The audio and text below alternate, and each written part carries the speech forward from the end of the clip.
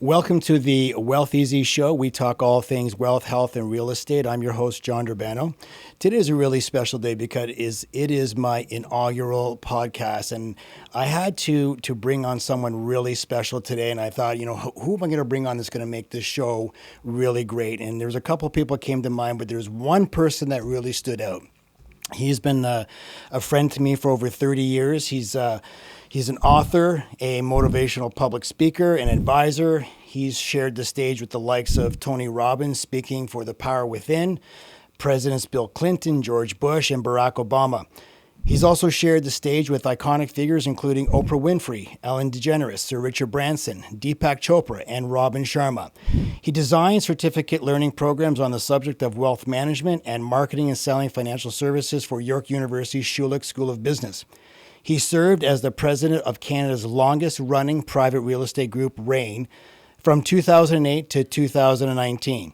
He's authored several books, including Make Your Move, Life Rich Real Estate, Wealth Mastery, The Great Financial Life, The Sport of Money, and his latest book, Richer. He is the only Canadian to have been gifted 3 NBA championship rings. He is my longtime friend, Richard Dolan.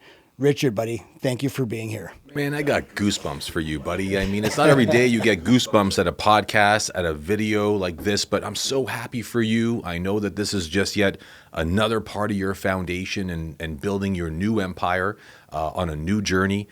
Congratulations. I will admit that when I heard you say out loud you thought of a couple of people for the inaugural session, I know you're just saying that for entertainment purposes. There's only one person you thought of, that was me. One person really stood out to really make this special. But congratulations, man. Thank you, man. I appreciate that. 3 NBA championship rings. Explain, how did you get gifted 3 NBA championship rings? Dude, I stole them. I stole them and ran, man. That's what I did. I mean, think about how cool that is when you talk about NBA even to begin with. I mean, as a Torontonian born and raised here, my father's Ukrainian, my mother's from Brazil. I mean, I'm very lucky to call Toronto my birth home. And for all those reasons, I mean, gosh, we weren't a city and nor a country that was synonymously known for basketball. We were a hockey nation. So for being a recipient of an NBA championship ring was during my time as a special advisor to Juwan Howard, who, if you recall, was one of the founders of the Fab Five. I mean, that was the guy who got the first $100 million contract. That was even before Michael Jordan, his dear friend, got his. They did away with the short shorts and the big long tube socks. Your general outfit most summers in Italy. Most summers in Italy. Can't wear that here. Now folks have got to run over a squirrel just to get the image of John Durbano in short shorts and long tube socks. But I mean, Juwan Howard reinvented the culture of basketball. So as an advisor to him during the Miami Heat, it was the time in which LeBron James just joined the Miami Heat. So I was with them during their loss of the Mavericks, returned the following year as a special advisor, and then they won 2 championships back-to-back. So I got 2 championship rings gifted to me by Juwan during that run. So that was the first 2. The third came at the bubble ring. It was 2020. It was the big pandemic in the bubble. And it was from my work with Mike Mancy as the chief performance officer for LeBron James. So I got that ring as well. That's amazing. That's so cool. That's amazing. I know you and I, we've been in this business a very long time. I know you started your career in 1992. Mm-hmm. You were 18 years old, and I know. I started in 2001. What made you get into the business? I know you started in the investment business, and I know you did some work. You worked for Richard Charlton too. I mean, that guy's an iconic figure. That dude's a legend. Yeah. I mean, they call him a T-Rex, not just because he's old, but he's scary.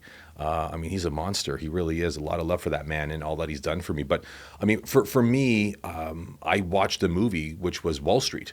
And in watching Wall Street, which was the great Oliver Stone film that featured the likes of Michael Douglas opposite to Charlie Sheen and his father, the great Martin Sheen, I mean, that movie completely left me empowered because I never had seen a movie about money before, let alone the stock market and how that entire system really worked. So, being young and foolish, but hungry and motivated, I did what any other teenager would do, to learn more. At that time and era, I jumped on a bus and went to the mall and bought a book with the only $10 I had in my pocket on how to buy stocks. That was the title of the book. And I'm here to profess that I read absolutely none of the book because I fell in love with the idea of being in that space. So I held that book like it was the Bible of my future for what it represented, but I never learned much from it. So it just so happened that that's just the way the universe unfolds for you, where I had a girlfriend at the time who needed to renew her health card of some kind. We ended up in a government building, and I stumbled into an unemployment office. And in Canada, we have what would be called unemployment offices with job offers on boards at the time. There were boards, if you recall. I'm dating myself now for those who are listening. And I saw on the board, of the hundreds of cards, index cards, looking for bricklayers and carpenters and short plumbers and tool and die experts, there's this one card that called to me, and it was looking for a cold caller. And it was at 40 King Street West, 32nd floor. And I thought, I don't know what a cold caller is, but I know 40 King Street West, and it was the epicenter of Bay Street, our financial district. And so with that being said, I took the card, which you don't do. I called the guy, which I did get done, and I just said yes to the immediate response was, when can you start? So I was a cold caller. I started off as a cold call cowboy, man, making 300 cold calls a day every day. That was my job. Going through what we called the Red Book, which was business owners and entrepreneurs, sole proprietors in the area. And I had this pitch down pat where I was simply getting through 300 dials a day. And it was all a matter of math. I knew that for every 8 no's, I got a yes. All right, send me something. And I would rush off to fax something off to the person of interest. So it was a humble start, which I celebrate today, but it was a grind back then. But I got to admit, man, there was nothing better than being in the place that looked like Wall Street. It was what Martin Sheen talked about. It was what Gordon Gekko ran.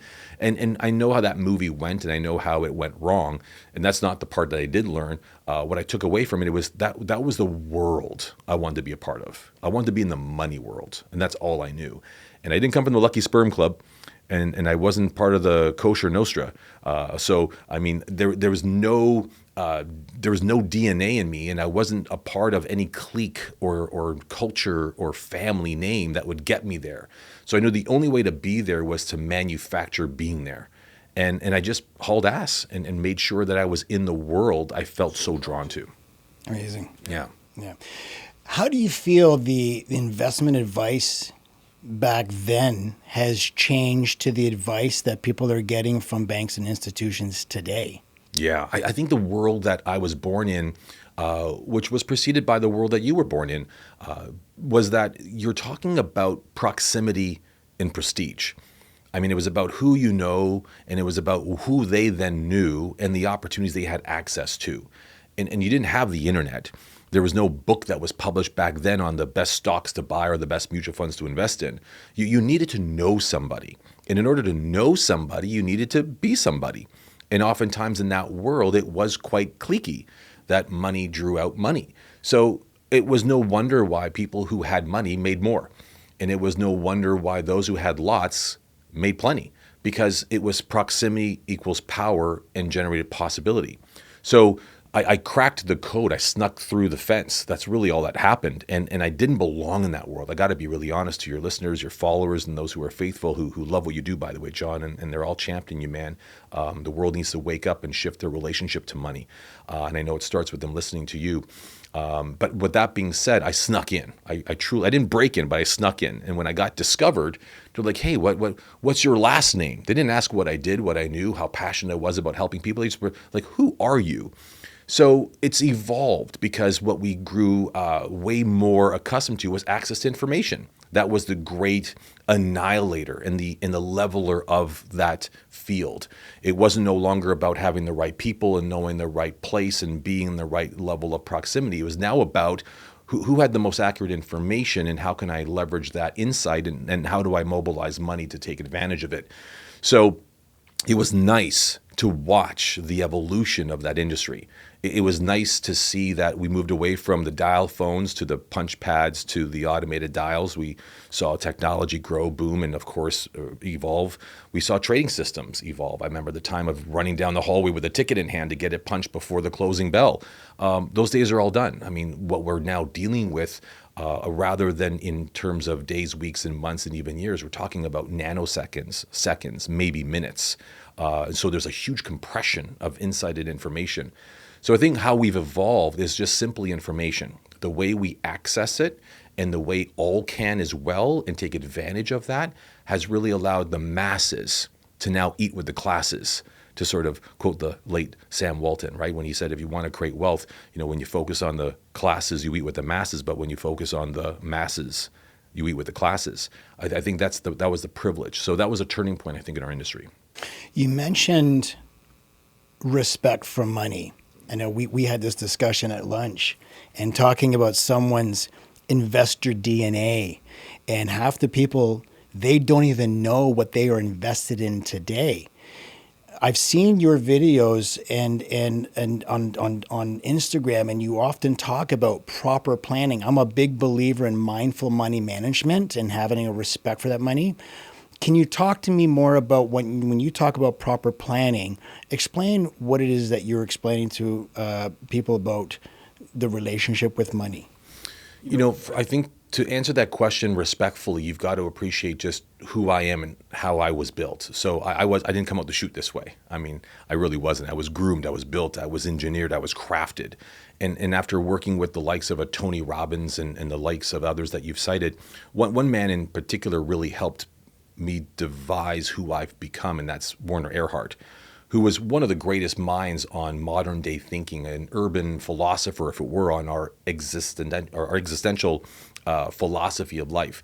And one of the things I've learned in learning under him was just understanding distinction. Like, what's the definition of proper, or how do you define planning? So rather than just getting into a really great, long-winded, complex, and intellectually charged answer, it's like, well, what does it mean? Let's look up in Oxford what is the definition of this term and that term. So to me, to understand proper planning, the first question I have to ask myself is, well, what am I planning for? Because most people are planning for a future that's not yet invented nor created. It's hoped for, wished for, maybe even aspired to, but it's not yet realized. And therein lies the conundrum existentially that people have, because in the absence of a plan for the future, most people only but experience what comes next as a template from the past. So if you don't plan for anything, much of whatever has already happened happens yet again. That's why people get in ruts. That's why people, in fact, feel like they're averaging down, spiraling out of control, not getting ahead, just seemingly getting by. And it all comes down to the fact that we've all just perfected one act over 3 million years. In our brains, this piece of incredible equipment is only perfected, John. You know this one thing, and that's survive. Over 3 million years, not be happy, not be successful. Our brains over 3 million years did not perfect the act of making money, being successful, being an entrepreneur, an amazing sound engineer, an awesome marketer, or a great financial thinker. It's just stay alive. Don't get eaten. Don't be killed. Live to see another day. And for what purpose is really to procreate. That's what our biological driving systems are all built for. So without making this an existential conversation as to what's then the purpose of our existence, the purpose then of understanding proper planning is to really shift your relationship to what you then call your financial life. So when people say, I just want to make more money. Well, if you had all the money in the world, would that make you happy? Well, no, not really, because I'd have new problems. Well, if you had all the wealth in the world, would that make you happy? And they say, well, yeah, it would. It'd solve a lot of problems. But, well, if you had more worth, would that make you happy? And all of a sudden people ask the question, well, what's worth then? So I think in order for us to understand proper planning, we need to understand properly what we're planning with. So if you're understanding that your financial life is defined as 3 components, money, wealth, and worth, and those 3 items are like sitting on a scoreboard, and you're going to be at different stages in your life, in different states in your life. You're going to want more of that stuff over time. So you and I we talked about this because we've known each other for so damn long. What most of your listeners don't understand is that you're a reigning champion Speedo model. Back in our Gold's Gym days, Yes. folks, you heard it from me Oh, first. God, Gold's Gym days. I used to watch John work out in a gym on Eglinton, a legendary facility, and he would strut around in his tank top and cut out sweat top. I mean, he was a stud, still is. But now they got a new visual on the table here. Let me move on. But when you think about your great financial life, different stage, different state, when we were that young, we knew what was important to us, right? Looking good, feeling great, attracting the others, and hopefully being happier with what we've gotten in our lives. That was the motivation of that time. But as we grew older, our motivations shifted to wanting to make money, wanting to drive a nice car, wanting to get a house, wanting to maybe fall in love, start a family, and on it goes. Different state, different stage, different outcome. So our financial lives have these three components, these three what I call dimensions of value. Money, which is a currency, your ability to buy things, even on credit and or with cash in hand. The next is wealth, which is the shiny stuff, really nice stuff like a nice watch or a nice car, whether it's a jet or a helicopter, or if you're really feeling a bit behind the eight ball and you still don't have a good self-confidence boost, you buy 2 helicopters, like that kind of thing. A little bit of jab, but my dear friend. Or then you've got worth, and worth is defined by the power of choice and the freedom to choose. So what I've noticed is that the older people get, the less they need and or want money and wealth, but they want more worth. Time with my kids, time with my grandkids, the power not to work or to travel without a laptop, right? Worth. So what we know is that there's an arc. And that arc is something that we have to respect through the entire existence of our relationship to money. So having a great financial life is having a powerful relationship with each one of those dimensions of how we measure what we've got: money, wealth, and worth. So the idea in proper planning is to say, if I'm going to properly plan a great financial life, how do I define it? And here's what I want your listeners to take note of. A great financial life is one that is whole, it's complete, with nothing missing, and it's performing. If it's whole and complete and performing, then you're rocking. But if there's something about it that's not whole and it's not complete, like things are missing, and we'll talk about that, I'm sure, soon, whether it's not performing as in I'm not protected, I'm not preserving, or I'm not reserving the right for purchase power, et cetera, then there's something to do. There's work to be done. And you do that by learning more. So that's what proper planning is to me, is understanding first, what are we really properly planning for? That's an excellent point, because I feel some people, they may have the money, they want the wealth, but they don't know their worth. And I feel, and I can say this because I came from the traditional advisor, and you were there too, the traditional advisor approach to creating wealth is about returns. And I find that a traditional advisor today is more about asset gathering and what kind of return I can get you. And they're not really teaching people the truth about money, and you're not teaching them their worth. And I feel that a lot of people, they're really confused and they don't know who to turn to today, because there's so much bad information out there. And I feel that the traditional way is the advice, and I'm gonna throw the banks out there. Banks give advice that benefit them, not you. And I feel that you and I are both in the same world where we really want to empower people in teaching them that whole proper planning stage. Get the money, create the wealth, and also know your worth. And most people, they don't even know what their worth is. They don't even know where to start. So where would you tell someone who's just starting out, how do they get started in even understanding what their worth is? You know, what's amazing is that I think we're in an era of a great awakening, right? A great awakening. And what gave rise to that is this confidence crisis that the entire world continues to wrestle with. I mean, just think that a few years ago, we wrestled with this global pandemic, where even yet to this day, with all the resources, Johnny, with all the great thinkers, with all the great smarts we've got, we still don't know where it came from. And if we don't know what the source of that outbreak was, how can we ever prevent it from happening again? And we're supposed to be an evolved species, and we can't even figure that out. Now, I know there's a lot of people who might say a lot of different things. There's a conspiracy theory and a lot of other wonderful underbelly type of thinking and thoughts that go with it. But ultimately, in the end, this great awakening is being fueled by the young. I mean, I've got a young son, you've got a young boy. I mean, our boys can teach us a few things today more than ever before. When we were their age, we were just smart-assed, right?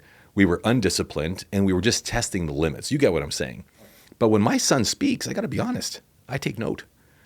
Oh man, my knee's hurting right now. My son will come back and says, Dad, that's because your insulin levels are up, you're spiking them too often, and your sugar intake's probably high, and as a result, that causes inflammation. And given the fact that you and Johnny hang out, smoke a lot of cigars, and have tequila, yo, Dad, you got to pipe that down a little bit. This guy's 16 years old and telling me what to do, and it's not because he's being a little prick about it, but because he's being quite precise with it. And the access to information. Bingo. That was the catalyst for the Great Awakening, is the access to information. So what's become quite clear to me is, as you talk about these things, look, let's be very frank, and I got to make a submission in the form of an admission. I'm not a financial advisor, and nor was I ever registered as one. What gave me a great advantage and a great education was I worked for advisors and planners who were asset gatherers. And what they did was, these guys, quite frankly, were very smart, but not socially equipped.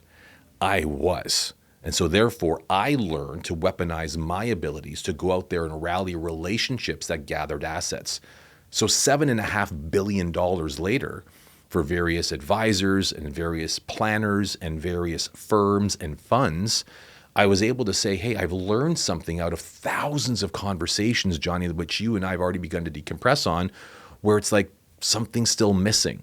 There's a great disconnect between talking to people about their financial dreams and aspirations, and all of a sudden, the person who ends up being endowed with them to go put those dollars to work, there's a disconnect. You know, I'm reminded of the old great book where advisor and client, an investor, walking through the streets of Wall Street, heading down towards the Mercantile Exchange. If you're familiar with the geography, as you walk down the street, you head towards the Hudson River, and client turns to his advisor and says, wow, where are all these magnificent yachts come from? He goes, well, those are all the brokers and all the advisors. Where are the yachts at? And he says, where's the client's yachts? Yeah. Where's the client's yachts? And so that was for me that's a real. An old book. That's from like the 30s. It's an old book, but it's still a timeless testament to why it's so important to understand. And here it comes, and I'll turn this back over to you. Is that capital has become conscious. Capital has become conscious. People are now a little bit smarter than before. Today, more now than ever before, you've got not one, but three generations sitting down and saying, what do we do with all this wealth, money, house, and net worth? You've got grandparents, parents, and the kids, like my son, saying, what do we do? And you know who's speaking up and speaking loudly? The young, because they are smart. They're equipped. They've got as the Italians would say it, the Corleones, to speak their mind and say it real. And they are not subject to any agenda. And in fact, they're quite allergic to an agenda. So they'll say it straight. And so I'm really fascinated to see what's going to happen for guys like you and I, who are out there to just disrupt the mainstream traditional conversation about money, wealth, and worth. I think it's going to be a lot of fun to see where this industry heads out over the next 10 years as $60 trillion, that's with a T, transfers hands in the next foreseeable 8 years. Not 80, not 100. In our lifetime, within this decade, we're going to see $60 trillion transfer hands. That's a major tsunami that's going to actually shift a lot of the trends and the landscape. Well, that's a really good point you make, because I often talk about the Rockefellers, the difference between the Rockefellers and the Vanderbilts. And you want to talk about generational wealth transfers. The difference the difference between what the Rockefellers did is they educated their children and their grandchildren on the value of money. They knew their worth, but they also set up trusts, and they bought life insurance policies on all of the beneficiaries of that trust, where every person that was a beneficiary, they borrowed money out of the trust. It all got replaced on death by the life insurance policy. Where the Vanderbilts, it only lasted a few generations because they squandered their wealth. They had no concept of money. They didn't respect money. And they were buying luxury mansions and homes. And they're broke. I mean, Anderson Cooper was the last remaining Gloria Vanderbilt was the last one. And Anderson Cooper says, I don't believe in an inheritance. I'm going to create my own. And she died with like less than $1,000. So there's a really big example of the advice that some families are giving. And I know that there are some families that they actually have a constitution for the family, and they go over and they talk about money. I talk about money all the time with my son, not because I'm trying to brag or say, hey, look what I have. I need him to understand the value of a dollar. Every time my son gets any money for birthday, Christmas, it doesn't matter. I say, you have to save 50% and you get to spend the other 50. Dad, why do I got to save? Trust me, you're going to learn the value of a dollar when you learn how to put money away. And you see, just to riff off you for a moment, because what you're doing is you're producing behaviors at a young age that's going to defy the gravity of our origination. More on that later. So to your Vanderbilt and Rothschild reference, what I would suggest is that the Rothschild didn't just believe in planning, they also understood philosophy. When you just stick to planning, I would assert that you're only going to be focused on what we have now come to call the intergenerational wealth transference. But that's not any different from someone winning a lottery for $10 million, and that becomes a generational phenomenon, a wealth shifting phenomenon. But because that's a kind of intergenerational wealth transfers, as in it came from somewhere and it came back to me, it's not as the Rothschilds thought. It has to become multi-generational. This isn't yours. This is yours for now. And who it belongs to is the next 2-3 generations. They thought in terms of hundreds of years, just like Robert De Niro. He's not buying up continually parts of New York City in Tribeca, Lower Manhattan, because he wants to get wealthy. He's setting up his kids and his kids' kids and his kids' kids' lives by having multi-generational wealth. And I think that's the big part of what you're doing and what I love so much. And I always will sign up for your podcast and what you do, because at the end of the day, disrupting the traditional is really shifting the predictable. And it's not just about the planning, it's also about the philosophy. So that's what I want to make sure I said clearly. Thank you. Yeah. Because this show is also about real estate. And, you were the president of one of the Canada's largest real estate networks for many years. So I know there's a lot of insight. And you talk about, Robert De Niro is now buying up a lot of real estate. There are, and I'm also in the mortgage business, there are people in their 20s and 30s, they cannot have a down payment on a home because of the price of real estate today. And I'm finding a lot of parents having to gift money to their children and pulling out from their retirement just so that their children can get their first home. Mm-hmm.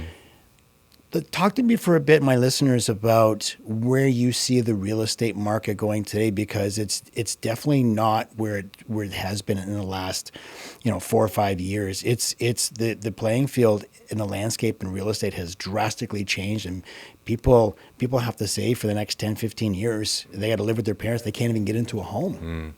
That's a really great insight, and especially as a dad, we both share. The same experience of being fathers to sons who are at that stage and age in their life where they're thinking about the future, wondering what they're going to do, thinking on how they're going to do it.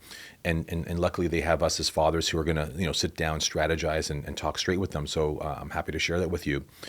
But what's interesting right now, when you cite the largest real estate network in the country, it was an absolute profound privilege to be holding that post, as a co-owner of a business that was really grown by Don R. Campbell, who really became at one particular points the Canada's foremost financial commentators on all real estate investment matters, highly published, highly regarded.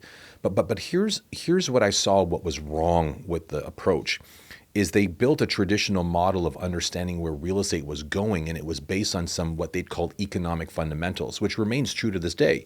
I mean, hey, if you want to understand where real estate's going, just find where the jobs are growing. You want to know where real estate's going, find where the jobs are going. And once you find where the jobs are going, you know that there's going to be a GDP phenomenon where there's going to be a lot of industrious growth. Makes a lot of sense. But what they skipped was, during my tenure, being from Toronto, but being a West Coast-based business, they thought that because of all the growth was in the oil sands and all the growth was in energy and oil and gas markets and all the growth was in really Alberta and West Coast, it's like, well, Toronto's got a major boom going on. And we call that immigration. And I remember my colleagues would say at that time, well, that's just not a sustainable industrial phenomenon. I mean, how do they sustain that? And look at it today. I mean, back when I was the president of that particular network, we saw, and we were joking about this, and it's hilarious, but at that time, brother, we saw real estate, pre-construction units. My dear friend Hunter Milbourne, one of the biggest, tremendous developers and advisors to big builders here in Toronto, I saw real estate at $400 per square foot. And what is real estate going for now on pre-construction condos, John? We just had this conversation. How much? Up to $2,000 a square foot. Folks, $2,000 per Toronto. square feet. That's within 10 years. So you got to ask the question: Did we discover an energy plot? Do we have some oil or gas reserve here that I'm not aware of? Are we manufacturing something at an exponential rate? No, it's immigration. We had 1 million people coming to the city in the past 2 years. 1 million. So with the new mandate from the government to bring in over 500,000 people per year for the foreseeable future to fortify our taxation base, you've got to understand the business Canada is in the taxation business. I don't know about you, man, but I feel like every time we cross the border to come back in our country, they don't ask, how are you? How was your trip? Did you have a safe time? What did you buy? What did you buy? What can we tax? What have you got that we need to tax? That's all they want to know. And as long as you got nothing to tax, they don't want to be bothered with you, because all we are is a taxable item. That's all we are. And that's fine. I have zero to say about government policy. That's a different show. So from that perspective, to answer your question, is to understand, well, what is the future? What's the predictable, almost certain future of Canada? And Canada has to, by design, grow. It has to. And the only way for us to, in fact, be of an impact there is to bring in more people. And to bring in more people, they have to live somewhere. So what you're probably leaning towards is like, oh, then that must mean that real estate will go up. It depends. It depends on where the jobs will be, how close people must remain to places of work and employment, and how the economy behaves. So, is real estate going to go up indefinitely? Absolutely. I think real estate, as we've already seen historically, does go up. More importantly, though, like, what should you do about real estate now? It all depends on what your motivations are. We all need to live somewhere. But I'll tell you, man, I mean, there's something to be said about a lot of other financial commentators like you and I who've been leaning towards talking about the importance of renting rather than buying. And you know who's saying that mostly? Our friends in America, because they haven't seen the growth curve like we have in Canada. America's not bringing in 1 million new people every year, at least not legally, right? They're not bringing in those. That's not their mandate. Their mandate is to close those borders and to stop the influx of population growth, especially uncontrollably. But what we're talking about in Canada is they're manufacturing economic strength, and people are the source of that. I find for young people to get into the real estate market today, it's very difficult for them to come up with 20%. I mean, the average home is $1.2 million. How does someone come up with $240,000 down payment to get into the market?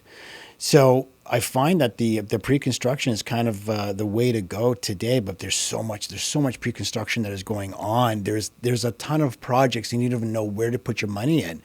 But what I love about pre-construction is that they're getting in at a price today, and they've got sometimes 2 years to spread out their deposit. And in the meantime, the value of that real estate is continuing to grow. So I think that if someone wants to get into real estate, we talked about renting versus owning. I agree with the advice of our friend Grant Cardone, where he says, unless you're a millionaire, you don't even need to own a place, because basically you're paying for a place to sleep, right? And there's another advisor, Ramit Sethi. He lives in California. Sorry, New York. He's like, I don't own, I rent. But when you rent, it's like taboo. When you're going, you're talking to someone, you're this wealthy person. It's like, I rent, and they're like, what? You rent?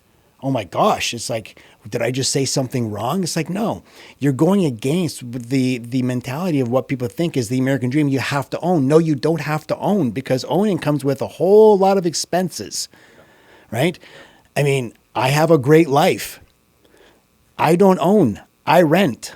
I learned this when I went through my divorce, when I watched all my money from the sale of my home have to go to the lawyers. And I said, this is ridiculous.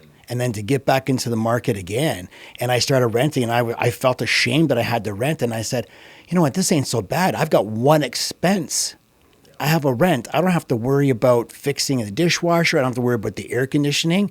But what it did allow me to do, instead of taking a massive down payment, if I had to go and buy my home today, the home that I live in today, that I sleep in, is $2.3 million.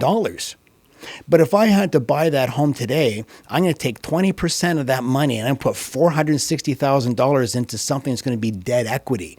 I could take that $460,000 and I can buy 4 pre-construction properties that are all going to go up in value over time, and I've got a couple of years to pay that off. What would your advice be for someone that really wants to enter into the real estate market today? Do it. Next question. I mean, it's just that simple. I mean, I might be dating myself, but you remember those days where you'd get the Consumer Digest, and it was a catalog for those who don't follow this story, and in there was all kinds of goodies. You know, there'd be furniture and electronics and stuff and gizmos, and there was a section I always loved as a kid, which was watches. And I just grew up loving watches. I mean, they'd have the calculator watch and a Pac-Man watch, and there would be all kinds of really cool watches. Casio, of course, Timex, to name a few. And I remember growing up and couldn't wait to buy my first watch. So now here I am, a father, and I'd say to my son, I'll take this watch as an example. As I pull it off and I hand it over to you, I said, son, as a proud dad, you know, one day you're going to own this watch. And I hand it over to him like this, and he takes it, and he's like, Dad, cool gesture, but I'm going to sell it. I go, what do you mean you're going to sell it? He goes, Dad, if I need to know the time, I got it right here. Phone. I mean, that's the point. The point is that times have changed where I think we are rewriting our source of origination. I mean, sure, my parents worked really hard. All they wanted to make sure, and they prayed I would end up in school with a great job and the ability to provide for myself and others. That's all they wished for. I'm sure yours were the same. And I'm sure anyone listening to this was the same. And you know what?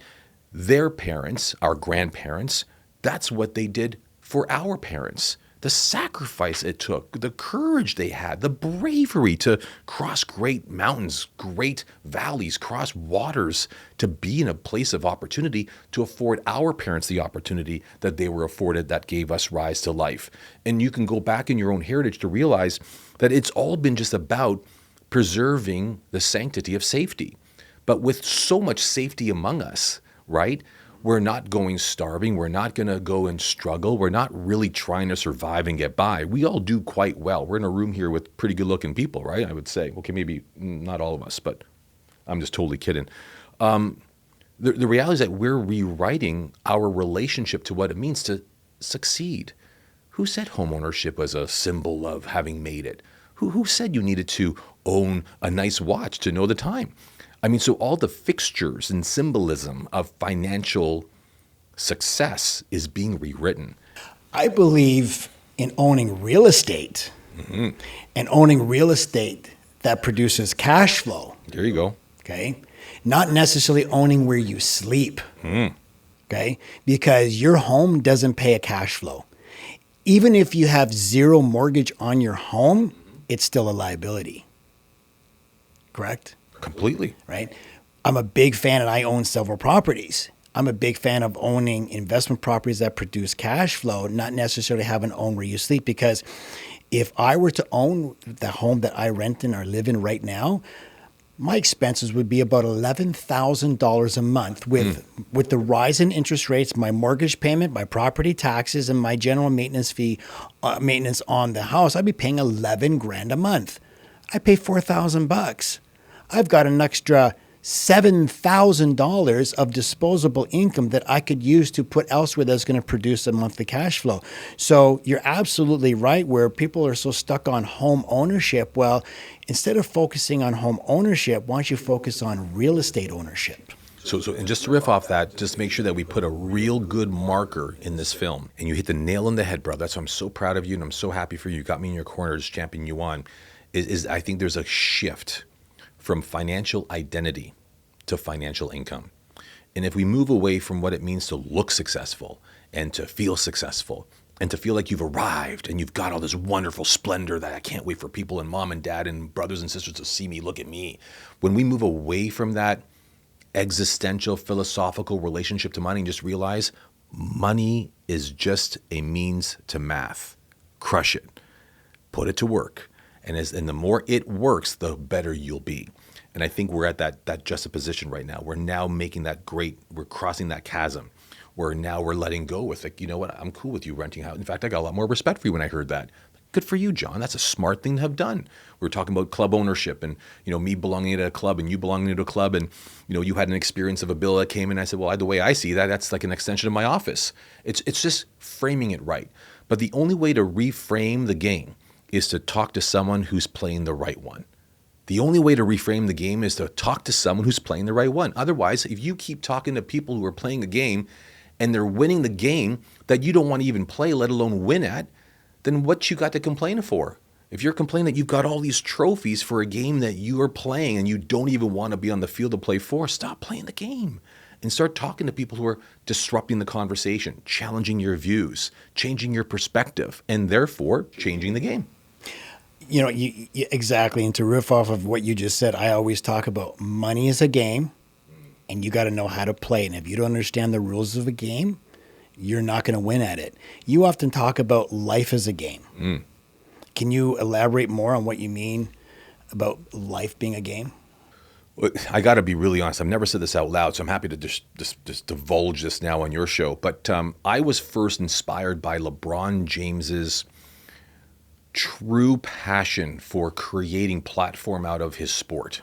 Having seen him, worked with him, collaborated with him for as long as I have, and been a fan of his for a much longer, I appreciate that when he created platforms like More Than an Athlete, where he knew that as a sports figure, you're more than just an athlete. You're more than just that figure.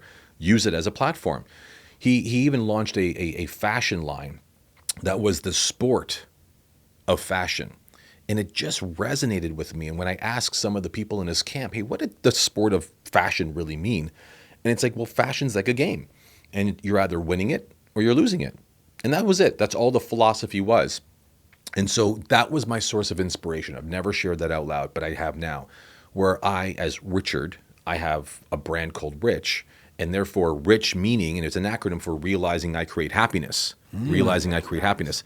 And knowing that, then that's a game that I'm willing to play, is helping people create happiness for themselves. So the sport of Rich was the way in which I leveraged my own influence in a world that I'm quite inspired by to say that, well, you can play a game for fun or you can play with it like a sport. And if you play in it like a sport, then the only intention is to play to win. There is no play the sport, and if you win, that's a happy coincidence.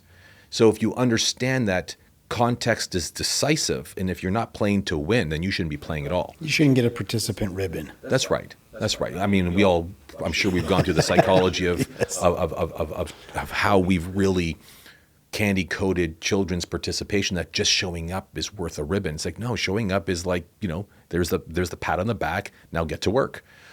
Because I don't know about you, I've never gone to a job ever in my life where I just showed up and got paid. You got to do something. You got to pull handles, you got to push knobs, you got to do something.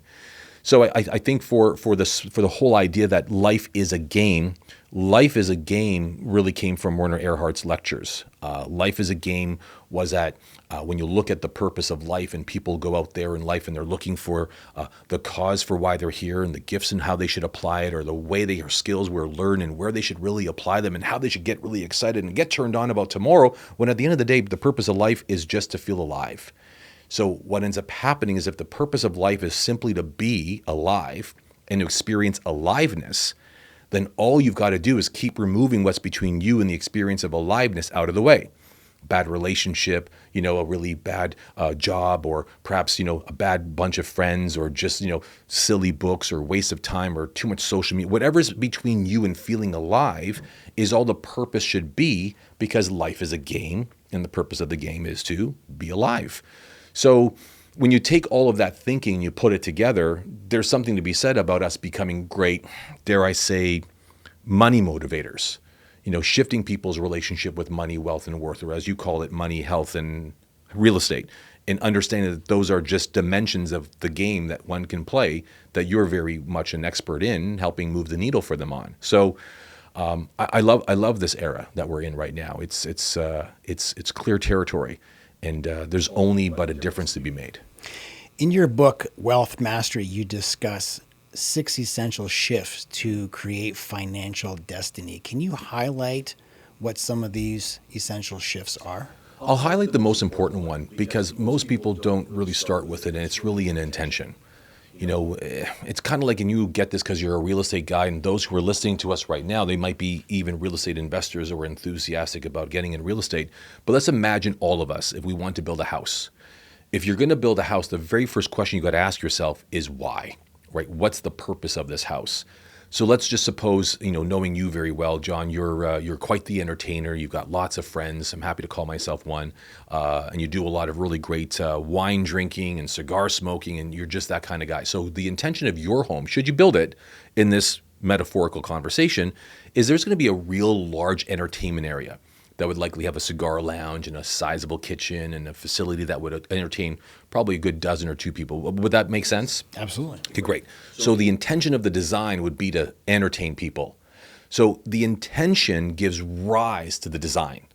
So what's going to give your blueprint life is the intention for why you're building this. Again, back to our financial conversations, lots of people, in fact, think about retirement, but so many years ahead of time, I don't know what retirement will look like. Statistically, we know 82% of people who thought they're going to retire right now still work. And you want to know why? Most of them do because they can't afford to retire. But the second most important reason why they continue to work is because they want to. People didn't think they were going to retire at 70. I still can. I can still work. I enjoy it. I love doing what I do. And so they continue. So it's no longer retirement. It's refirement.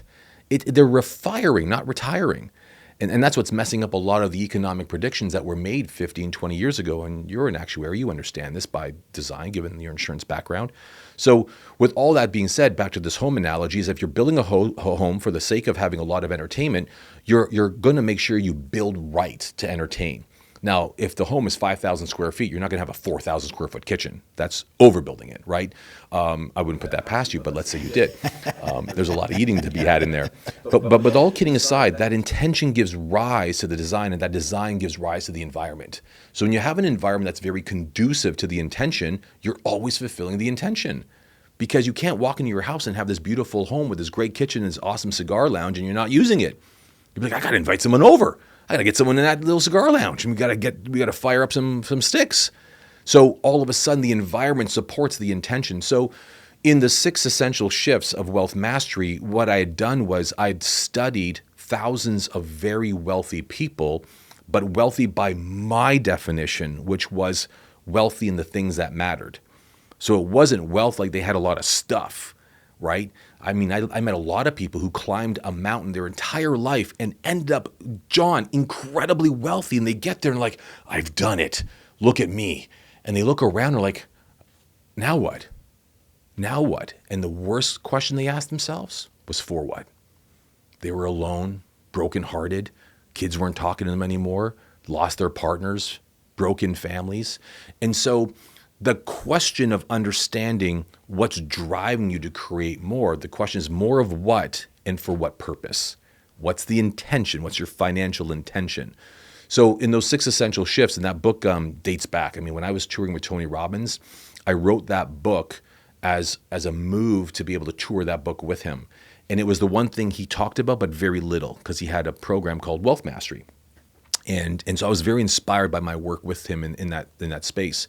But I enjoyed that work because it got people really understanding that you can either have a financial life by design or you can have a financial life by default. And it's guys like you, John, that are helping people understand that it's never too late to redesign your relationship in life financially. Never too late. And you're a testament to that. I applaud you for that. Thank you. Thank you. I appreciate that. I'm a big believer in living life intentionally and living it by design. A lot of people have this mindset barrier of they don't know where to start. Where do you think that someone is trying to enter into even saving, getting out of debt, wanting to put away for their retirement? Where should people start? I think what's interesting about the cycle of life is that we go with it as an ebb and flow. But as the great Warren Buffett once said, it's only when you've been swimming naked you'll notice when the tide is out and is most wrong. Said a different way. So actually, I'm going to cut that for a second because I completely messed it up. He said that it's only when the tide is out you'll notice who's been swimming naked. That's the right way to quote the great Warren Buffett. I've only messed that up twice, and it's actually with you just now. So it's interesting. And wrongfully, I did it the first time with my great mentor, Richard Charlton, who really quickly corrected me. But to say that quote is to point out the fact that, again, it's never too late, but we really do mask our financial lives with so much fluff. Like just because we might have this and have that, maybe because we dress like this or dress like that, it means that we're successful or there. You've got to really shift your relationship to what it means to be financially successful. And I think that financial success is that the moment you stop working and or need to, that's when you know what you're financially made of. Because quite frankly, as you're the source of your financial income and therefore security, the moment you stop working, what's working? That's why real estate's so important, or income generating businesses are important. Cash flow is important. Multiple revenue streams are important. That's why those are all important, because you don't have to work to make that work. So the first thing of probably 5 steps of what I call creating or recreating financial confidence comes down to just having attention. Start noticing where you might be financially out and or out of alignment. Once you are able to create an awareness, it's kind of like shopping for a brand new white car of one particular model or another, and all of a sudden you're starting to drive and you're like, wow, there's a white model and there's another white model. You start seeing the same car. It's because you have an awareness. Your attention is now put on that thing. It's amazing how your reticular activating system works. The function of how our brains zero in on something. Our brains are functioning in such a way that it has to cut through clutter because we have so much coming at us. So the reticular activating system is such a thing, and it comes from the book of cybernetics, that allows you to cut through and just see the thing you need to see. So sometimes, as Tony Robbins would say, is the life you live is not your own. That's what he would say. The life you live is not your own, say I. That's what he would say. And it's the life you're giving attention to. So the things you're giving attention to, that's your life. So if you want a great financial life, start noticing where it's not great. And don't focus on it, notice it. Then you bring it into alignment by acknowledging it. Awareness is one thing. Like I just noticed that these 2 cups are lined up. That's an awareness. But if I have an acknowledgement that perhaps I have a commitment to being neat, I might say now, okay, well now I'm organized. So I'm acknowledging it by taking action. So acknowledgement is awareness in action. So as a result of doing that, I'm now moving towards actually realizing a net result of actually seeing that which I'm aware of. Of course, then the third is to now accept. That's a big step most people skip. I don't know about you, but I don't know how many times I've grudgingly gone through a financial life with grievances, upset, and quite frankly, resentment, even jealousy for friends, for family, for partners who did right and I did wrong. They went right and I went left, and that was wrong. They went up, I went down, and that was bad, and on it goes. So being able to truly accept everything I am financially and everything I'm not gives me the freedom now to recreate, reimagine, repurpose, just reinvent. And last but not least is action, and that takes alignment to get to the kind of advice givers that are out there like you, as an example, to say, hey, what do I need to do now to set course, given what I'm aware of, what I'm acknowledging, what I accept, and what I'm willing to take action with. I noticed that a lot of people base their financial decisions on past behaviors and what they grew up knowing. So if they had 2 parents that all they did was spend, then they're only behavior pattern is based on what they known, and they're going to spend, spend, spend. How does someone break out of that pattern? You know, I have to just first acknowledge you for something, because it is very rare that someone gets that diabolical about what drives people's behaviors, attitudes, and therefore actions with something. Good for you. Very rare.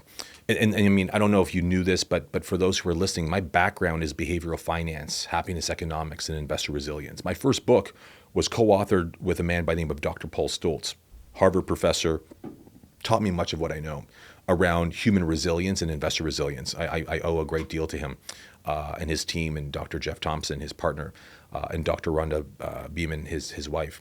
But what I'll say is, what I learned out of studying our relationship to money, and especially behaviorally, is, as Martin Heidegger, the great philosopher, once wrote, is that it all starts with the world in which we were born into and had no say in. He calls that the state of thrownness. And the state of thrownness defined is the world in which you were thrown into. You were born with those ears, those lips, that skin color. I mean, I was born with this skin color and this hair and these bone structures. We were all born in this room with a certain disposition that we had no say in. I mean, we have people that are being born in a place called the Ukraine right now as a war rages on. They had no say in being born into a state of war. So the way in which we were brought in, the state of thrownness, is defined by three things: the parents you've got, the parents you've got, the conversations they have, and the beliefs they embody. So we become a byproduct of those three converging factors. So you're right. But we shift. As we grow, we go and we get to school and we learn things. We have friends, they influence stuff. We watch TV and that influences things, and on it goes. So, but our state of thrownness is always going to be what I've come to call the original template. Yeah, the original template. So when we are lost, when we feel like we've deviated, when we don't feel like quite ourselves, we will always return to a default position, which is our origination state. So the way to disrupt that is to constantly grow by way of making commitments that are likely going to be uncomfortable. Because remember, I talked a bit about the brain, the thing it perfected over 3 million years, the act of survival. The minute it feels like you're doing something different, it will kick you back into your original state. And this is a huge, huge icebreaker for us, because if you're going to do something that interrupts a way of thinking, being, and or physiologically existing, and it feels counterintuitive, it's probably good for you. It's probably good for you, but it's going to be uncomfortable. So as you start to stretch, you'll start to panic. And when you start to panic, you'll want to return to your default position. I bet when you were renting that place for the first few weeks, if not months, and maybe month after cutting those checks, you're like, I really don't know if I should be here. You're Italian. It was probably going against every single part of your existence. Homeownership was, you had to own a home. But how much did your blood boil and your DNA brim? Often, I bet.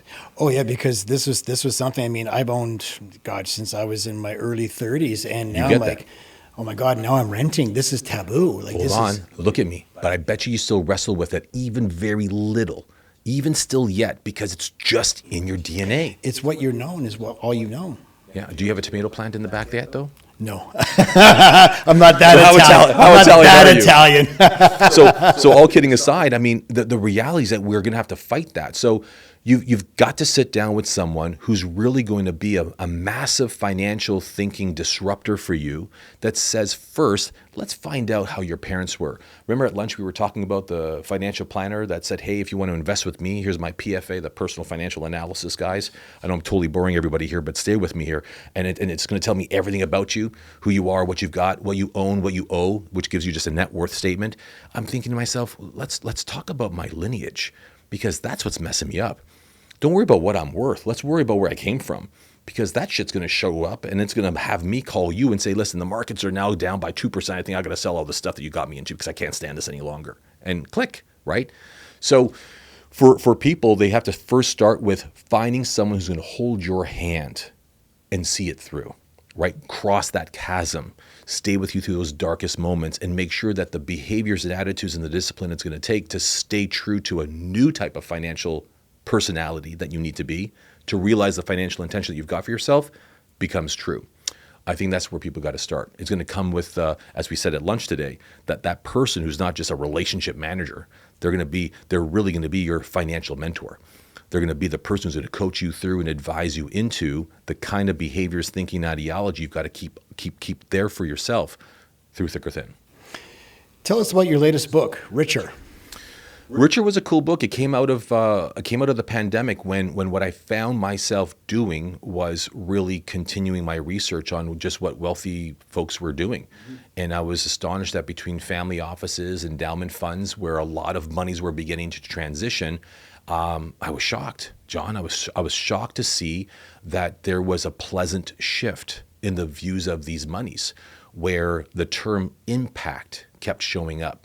You know, I sit here today as an advisor to Kwaku Mandela, who runs the House of Mandela, the late Nelson Mandela. That's his grandson. The House of Marley, Bob Marley's foundation. I'm an advisor to the Duchess of York, Sarah Ferguson, and a number of other people who are up to some really good things in the world. And they're all what I've come to call instruments for impact. These are people who are looking at socioeconomic, globally responsible, lifelong, lasting change. They want to slow down climate heating. They want to annihilate poverty. They want to rescue children. They want to educate those who have no access to that. And so what I was delighted to see, that the term richer, maybe for me 10 years earlier, 15 years earlier, meant more stuff. But in fact, it wasn't stuff. The shift turned to be more significance, to be able to create what I've come to call a great departure from net worth, having more net worth, to having more life worth. And life worth, by definition, is the value you give to and get from life. The value you give to and get from life. And so when you think about all these dollars that are about to shift hands, 60 trillion in America, well over 4 trillion here in Canada, and over 112 trillion worldwide, this money, this intergenerational wealth transference, which needs to be multi-generational, it's not ours, it's theirs. A lot of the thinking is, how does this make an impact too? How do we save the planet? How do we restore Mother Nature? How do we give back? How do we run a portfolio with purpose? How do we make a difference and a dollar? Yeah. And so for me in Richer, it was really just the reclamation and the restoration of my views and values of what I've been watching a lot of the wealthy were doing. So it's a wonderful piece. It gave rise to another book that's coming out shortly on legacy. More on that another time, but just understanding that this conversation we're having is a real baseline to that thinking. You talked about what the wealthy do. You surround yourself, and I see you are surrounded by a lot of high net worth people and celebrities. What are the wealthy people doing as opposed to what the middle class are doing? Because I always say, 97% of the people want to live like the top 3%, but they're not willing to do what those 3% are doing because they're getting advice from the people that are at their level or even lower. So what are some of these wealthy people doing to create more generational wealth? I know they're not investing in mutual funds. One of the things I would say by way of an observation is I do notice that those who are celebrities, what I've come to call icons, titans, and legends of commerce and culture. I mean, I still advise athletes and musicians, actors, actresses, producers, politicians, dignitaries, even members of the royal family, as cited earlier. And I noticed that they don't live their wealth. So they don't wear it. I mean, gosh, just last night, as I shared with you, I had an opportunity to spend some time with Keanu Reeves, who was in our city. And he was actually performing with his two best pals. He's been friends with these guys for 30 years. And they have a band called Dog Star. And they've got a new album that I think just came out today, actually, ironically. The day that we're filming this, actually, their new album just came out today. And in spending time with Keanu, I was far more intrigued by observing him and listening to his language and disposition. For those who don't know Keanu Reeves, I mean, first of all, he's a Canadian. So he's a Canadian brother, just like ours. And Dude, Where's My Car? And, all kinds of other wonderful movies like Matrix and John Wick, of course. Wick, favorites. But to see him in person and watch his disposition was incredible. There's no sign of wealth There's no wealth in his language. There's no wealth even in his disposition. There's nothing that would tell you that this guy's made tens of millions of dollars and has been a part of film franchises that have grossed billions of dollars. There wouldn't be a single sign of that. So you can look him up and find out that he donated his earnings from Matrix 4 to this charity. You'd find out that he gifted Rolexes to the cast of that production, that he would give away this, he would take public transit. I mean, there's so many great stories about what tells you he's grounded, but by observing him that day and night, I was shocked at how consistently true that was. So I feel like the wealthy today, and there's a real line of demarcation between those who have something and must still prove it, and then there's those who have everything and have nothing left to prove. I read an article, Christian Bale is worth like $120 million and drives a 2004 Tacoma still. Yeah. And he's worth $120 million. There's no shortage of it. And that's not to say that money is evil, and it's not to say that it's bad to have nice stuff. I mean, I drive a nice car, you drive a nice car. I mean, it's nice to have nice things. What it's meant to do is to give you a sense of perspective, of putting back into focus what really matters most to you. So I call that the real deal. You know, when you really understand what really matters most to you and what are your non-negotiables, you'll start to realize that if you're only able to serve a handful of motivations, values, when it comes to your financial life, what does it really come down to? Like, I can almost guess what yours might be. I mean, at the top of the list would likely be your wife, your son, followed by your own health, and followed by your family, and then probably followed by your aspirations of helping many people. And then probably your golf game, because that's just how that golf game works right now, I've heard. But all kidding aside, I mean, that probably would capture you, yeah? Absolutely. But it's different if I did that to you 25 years ago, because your son wasn't blessed to be here yet, and your life was a bit different, and so we change. I think what people need to understand is that our financial game changes because the game of life does too. The older we get, the landscape changes. Things matter differently. So, you know, just keep revisiting with yourself. No matter what the decision was that you made for your financial lives 5, 10, 15, 20 years ago, it's never too late to reinvent your relationship to it right now. Live below your means. 100%. Live below your means. Pay yourself first and invest in yourself. 1,000%. Yeah. Rich, 1,000%. this has been awesome. We've run out of time. I'm so glad to call you my friend. I'm grateful. And thank you so much for being here. This was really awesome. If you guys want to, how can people follow you? How can people get a hold of you? Or what's your Instagram? Listen, look me up, Richard Dolan. Don't get shocked when you find out there's also a Richard Dolan, the world's greatest UFO expert. We have no relationship. I saw that at a that's YouTuber. So cool. My mother called me once. She goes, I never knew. I said, never knew what, Ma? She goes, I never knew you were a UFO guy. I go, that's the wrong guy. That's not me. But richarddolan.com is quite easy. You can go to Richard Dolan, Instagram, all my handles. But delightful to get related to your audience through your show. It's been an honor to be here, but congratulations. Listen, man, it's no easy feat to launch podcasts. I mean, this is a courageous act, both commercially and professionally. So I want to thank you on behalf of your audience, and thank you in advance for all the work you're going to put in, because they expect you to put in the work. Thank you. Because they are counting on you to be the gravity in their financial future. So do not let them down, my friend. Thank you. And you've got your own podcast, The Courageous Conversation. Courageous Conversation. I always find out from my clients, what are they doing that's most courageous in their lives, and that's always fun to find out. Yeah, I've listened to it, and you had some really great, speakers on there. I appreciate that, man. We got to get you on there now next. I would be more than happy to. It's going to be a courageous conversation. It'd be a very courageous conversation. Congratulations, John. Thank you. Thank you so much. That's all for today. Take care of yourself and take care of your wealth.